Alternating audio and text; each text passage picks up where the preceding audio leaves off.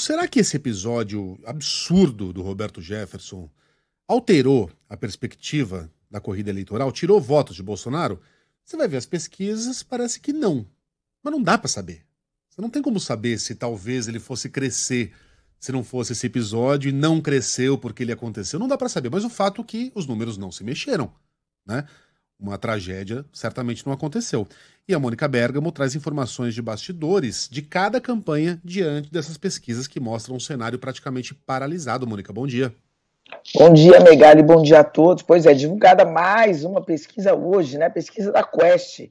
E o resultado segue praticamente igual. A Poder Data também divulgou uma pesquisa agora há pouco. Quer dizer, quem ia votar no Lula segue votando no Lula, que ganhou até um pontinho aqui na Quest, né? Subiu de 47 para 48 nos votos totais. E quem estava com Jair Bolsonaro segue firme com Jair Bolsonaro. Ele estava com 42% dos votos totais. Na pesquisa Quest anterior, segue exatamente com 42%. O IPEC já tinha mostrado há 2 dias que a situação também estava parada, estacionada. E é interessante, né, Megali, a gente ver como as pesquisas estão desta vez... Desculpa.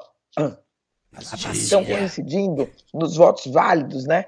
Poder Data dá 53 a 47 para o Lula, Quest 53 a 47 para o Lula nos votos válidos, IPEC 54 a 46 e IPESP 53 a 47, todas divulgadas nesses últimos dias, né? E qual é o espírito de cada uma das campanhas com esses resultados? É aquela coisa, né, o Megali? Pesquisa é aquela coisa, tá tudo parado, não mexeu nada, mas a gente tem que ler, fazer uma leitura das pesquisas, né? Não ler apenas esse número estático.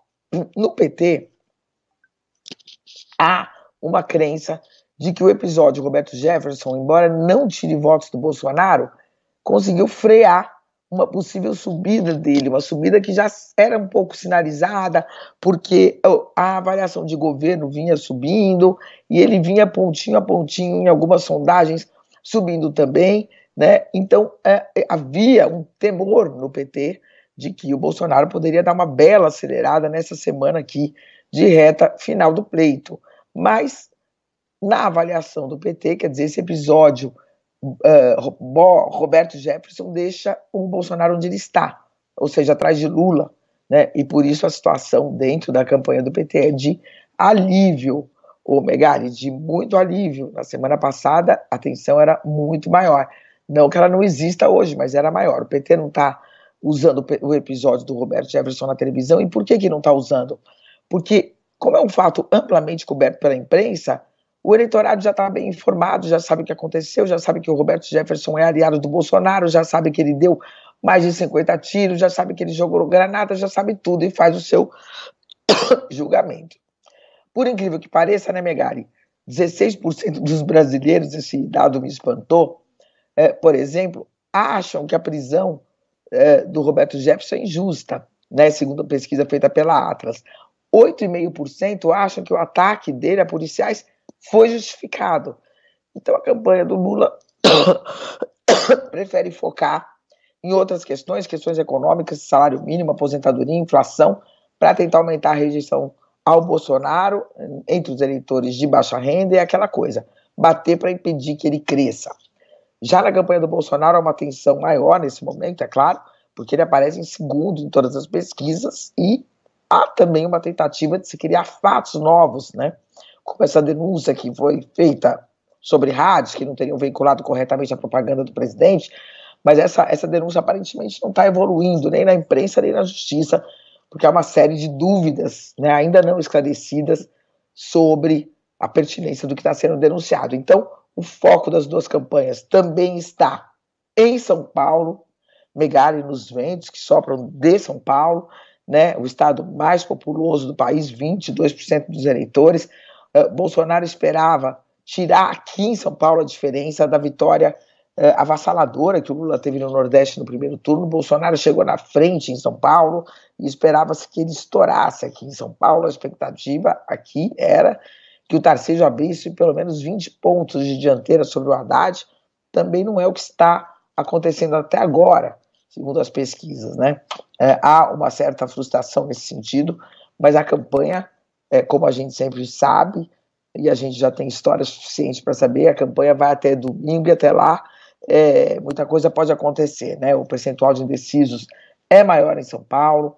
São Paulo tem o dobro de indecisos do que no Brasil todo, né? As pessoas estão muito mais decididas a respeito da eleição para presidente do que da eleição para governador, né? 4% de indecisos aqui em São Paulo, é o dobro do que tem na eleição nacional, são 2% só no Brasil todo.